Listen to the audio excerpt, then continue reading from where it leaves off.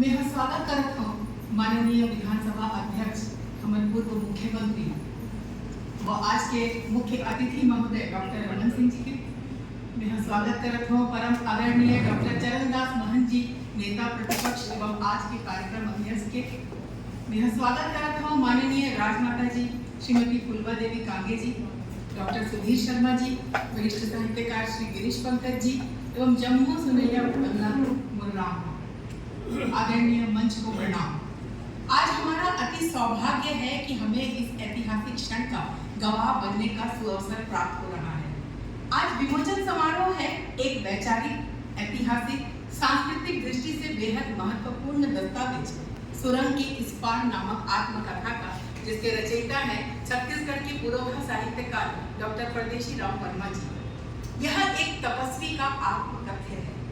सुरंग के उस पार एक व्यक्ति की कहानी नहीं है, बल्कि सांसारिक जीवन में रहते हुए आध्यात्मिक ज्ञान की सार्वभौमिकता और मानवीय आत्मा की असीम क्षमता का प्रमाण है। यह पुस्तक हमें जीवन के विभिन्न पक्षों से रूबरू कराती है।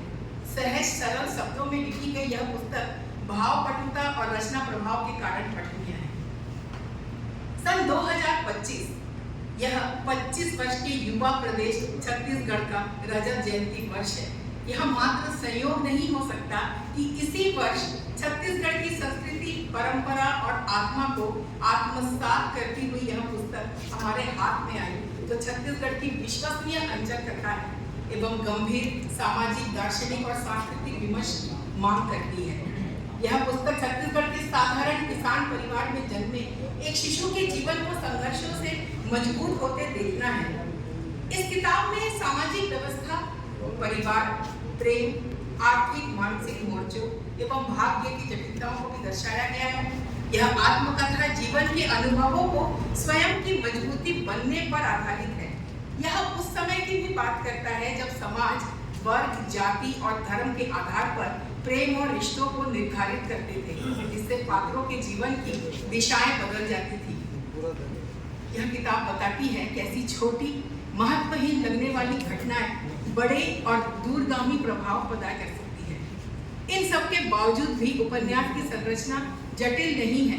कभी तो मैंने मात्र एक दिन में इस 300 पेज की किताब को पढ़ के समाप्त किया।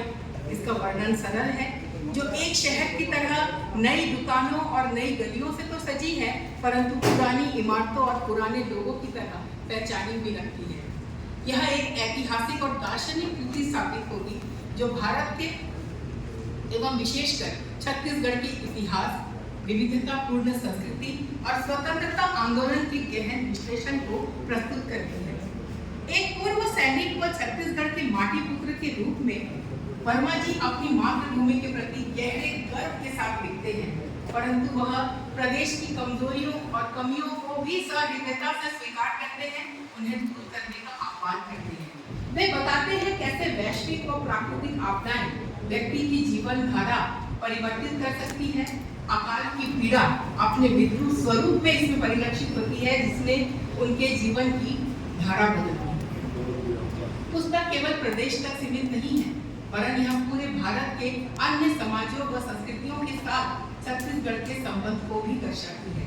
यह छत्तीसगढ़ के चेतना के विकास में एक बेहद महत्वपूर्ण योगदान है। यह आत्मकथा मुख्य रूप से अपने समुदाय की कठिनाइयों, संघर्ष और स्थानीय मुद्दों को तो दर्शाता ही है, साथ ही लेखक अपने अनुभव के माध्यम से दलित विमर्श और स्त्री विमर्श जैसे व्यापक मुद्दों और उनकी कड़वी सच्चाइयों और संघर्षों को अपने असल स्वरूप में सामने लाते हैं, जिससे पाठक समाज के प्रति अपने नजरिए पर विचार करने को प्रेरित होता है और एक संवेदनशील दृष्टिकोण विकसित कर पाता है।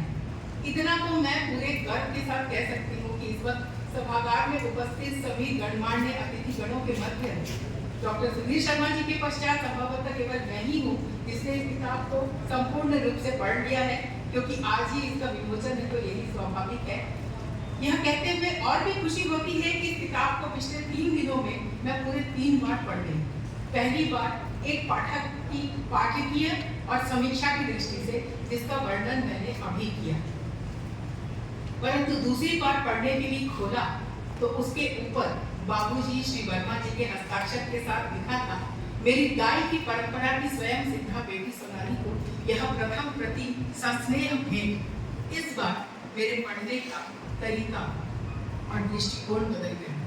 अब मैंने देखा यह एक पुत्र की आत्मकथा है जिसने अपनी जन्मदायिनी दाई को 8 बच्चे गंवाने के बाद, पति की अवहेलना सहने के बाद, बिना प्रेम के जीवन गुजारने के बाद पुत्र के दूर जाने की पीड़ा सहते देखा। पुत्र ने भी पूरा जीवन प्रयत्न किया कि दाई को उसकी खुशियां लौटा सके, जो वह अच्छी तरह जानते थे कि कभी लौटा नहीं पाएंगे, पर कम से कम कोई नया दुख तो न दे, इसका प्रयास करते रहे। वे कहते हैं, मैं तो केवल दाई का पुरुषार्थ बेटा बनकर ही इतना भरा पूरा महसूस करता हूँ कि और किसी उपलब्धि की जरूरत ही महसूस नहीं होती। दाई ने तमाम कष्टों के बावजूद पूरे परिवार से प्रेम पूर्वक निर्वाह किया, इसीलिए वे जब जब घर से दूर गए, उनके कान में हर एक बालक को अकाल मृत्यु के कारण खोने के पश्चात माँ की हृदय विरागत रुदन और चित्कार पूजा, बेटा तबूजा किस बेटा। यह रुदन आजीवन उनका पीछा करता रहा और वे छत्तीसगढ़ की माटी कभी छोड़ नहीं पाए। जिस उम्र में विपरीत लिंग का आकर्षण होता है, उस उम्र में भी उन्हें अत्याचार सहती हर एक स्त्री में अपनी दाई दिखाई दी। उन्होंने स्त्री पर पुरुषों के अत्याचार स्वचक्षुओं से देखे। कभी निर्वस्त्र कर सड़क पर दौड़ाई गई स्त्री देखी, कभी सड़क पर जिंदा जलती हुई खुद को बचाने के लिए चित्कार करती स्त्री देखी, और कभी जादू टोना वाली कहकर निर्दयता से मारी जाती स्त्री भी देखी। उन्होंने समाज देखते हुए समाज की विद्रूपता को पहचाना और चेतना की अग्नि उनके हृदय में जलती रही। इसी किताब में राहत साहब की पंक्तियां हैं, आग का क्या है, पल तो पल में लगता है, बुझते बुझते मगर एक जमाना लगता है, और यह आग कभी नहीं बुझी। यह पुस्तक अपनी अनूठी संरचना और मार्मिक कहानी के लिए जाना जाएगा। जिस उम्र में वह जॉन एलिया की तरह बर्बादी की कगार पर पहुंच सकते थे, अपना जीवन व्यर्थ कर सकते थे, नशे की चपेट में आ सकते थे, वे अपने आप को साध के छत्तीसगढ़ महतारी की सेवा में जुड़ते हैं। लेखक की अपनी भाषा में छोटपन की घटनाओं की प्रतिक्रिया बहुत देर तक होती है। खुद से लड़कर और अपने अनुभवों से सीखकर व्यक्ति अपने भीतर के अंधेरों से बाहर आता है। वे पारंपरिक खेती से निराश होकर दूर भागने लगे और कागज पर खेती करने की ठान ली। अपने विरोधियों का भी वे हमेशा डटकर मुकाबला करते रहे और कहना चाहिए पोएटिक रिवेंज, काव्यात्मक प्रतिशोध लेते रहे। यह पंक्तियां शायद उन्हीं के लिए रची गई होंगी। तुम गिराने में लगे थे, तुमने सोचा न था मैं गिरा तो मसला बनकर खड़ा हो जाऊंगा। मुझे चलने दो, अभी अकेला है मेरा सफर, रास्ता धोखा गया तो काफिला हो जाऊंगा। और आज ये काफिला सभागार में मौजूद है। छत्तीसगढ़ के प्रेमचंद कहलाने वाले साधक साहित्यकार डॉक्टर परदेशी राम वर्मा जी पूरे भारतवर्ष की यात्रा करने के बाद भी छत्तीसगढ़ को अपने हृदय में धारण कर घूमते रहे। वे महामहिम राष्ट्रपति जी से मिलते वक्त भी गांव के भजन गायक महाराज जी पटेल को नहीं भूल पाए। वे माननीय मुख्यमंत्री जी के साथ ठहाके लगाते हुए भी पंडवानी गुरु नंदुरी जी को याद करते हैं। वे महामहिम राज्यपाल जी के साथ बैठकर भी सुधु केवट की स्मृतियों से बाहर नहीं आ पाते। वर्तमान पीढ़ी को तो अवश्य पढ़नी चाहिए ये किताब। गांव में जब स्कूल खोलने की बारी आती है तो आज पढ़ाई से दूर भागने वाली युवा पीढ़ी समझ सकते हैं कि शिक्षा से दूर रहने का दर्द क्या है। बहुत सुंदर तुलना करते हैं। हमारे गांव लिमदरा के नवनिर्मित शाला भवन तथा देश के नए औद्योगिक भिलाई इस्पात संयंत्र का उद्घाटन लगभग एक ही वर्ष हुआ और एक दिन वे उसी भिलाई इस्पात संयंत्र में अपनी सेवाएं देते हुए अपने विद्यालय व आचार्यों को नमन करना नहीं भूलते। वे कहते हैं, अपने माथे पर रख दिए गए जलते हुए पठन पाठन के दीपक को मैंने तमाम विपरीत प्रतियों के बावजूद कभी गिरने नहीं दिया। शायद आज इसीलिए इसकी रोशनी हम तक पहुंची है। अपने गांव के बाहर दूसरे शहर में जन्म लेने के कारण उनका नाम परदेशी रखा गया। गांव की वृद्धा दादियों ने प्रेम पूर्वक यह नामकरण किया और उनके नाम के साथ राम जोड़ दिया। उस वक्त नियति मानो मंद मंद स्मित के साथ उनके हाथों में विश्व कल्याण और लोक मंगल की लकीरें खींच रही थी। तभी तो जब गांव के रामायण में उन्हें मर्यादा पुरुषोत्तम प्रभु श्री राम का पात्र दिया जाता है और एक दृश्य में विभीषण उनसे कहते हैं, रावण रथ पर है श्री राम, आप रथहीन हैं, कैसे उससे जीतेंगे? इस पर श्री राम कहते हैं, सखा सुनो, जिससे जय होती है वह रथ दूसरा होता है। शौर्य और धैर्य उस रथ के पहिए हैं, सत्य और शील उसकी मजबूत बाहें, और न्याय, विवेक, संयम और परोपकार 4 घोड़े हैं जो क्षमा, दया और सत्य रूपी डोरी से रथ में जोड़े गए हैं। वर्मा जी ने मुझसे कहा था, आत्मकथा लिखना इस विश्व का सबसे कठिन कार्य है। आत्मकथा में मीठा भाषण नहीं चलता। लिखने का अर्थ है जिन घटनाओं को हम प्रयास पूर्वक भूलने की चेष्टा करते हैं, उन घटनाओं से एक बार और गुजरना होता है, पर आप तो आप ही हैं।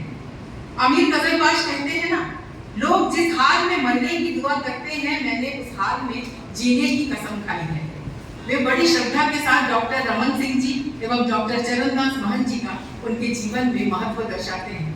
किताब में बड़ी श्रद्धा से स्वीकार करते हैं कि आज मैं अपने पांव पर खड़ा हूँ, जैसे कि मनीष भैया ने बताया, तो इसकी वजह डॉक्टर साहब हैं।